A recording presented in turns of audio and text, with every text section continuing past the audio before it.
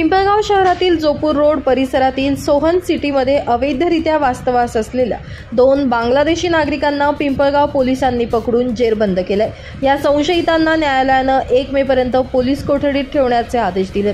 याबाबत पोलिसांनी दिलेल्या माहितीनुसार पिंपळगाव बसवंत शहरातील जोपूर रोड परिसरात असलेल्या सोहन सिटीमध्ये अवैधरित्या 2 बांगलादेशी नागरिक वास्तव्यास आहेत अशी गुप्त माहिती पोलिसांना मिळाली होती।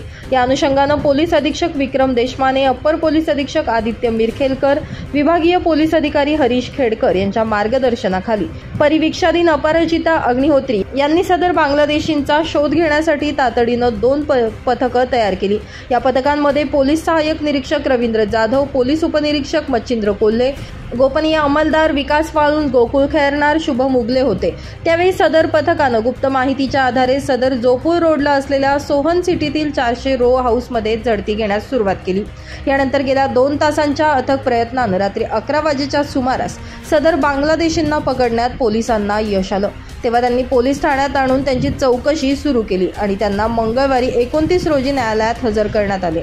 यावेळी त्यांना 3 दिवसांची पोलीस कोठडी सुनावण्यात आली।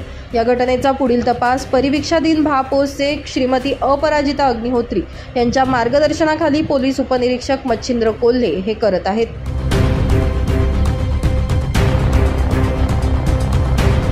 ब्युरो रिपोर्ट, नाशिक माझा न्यूज, नाशिक।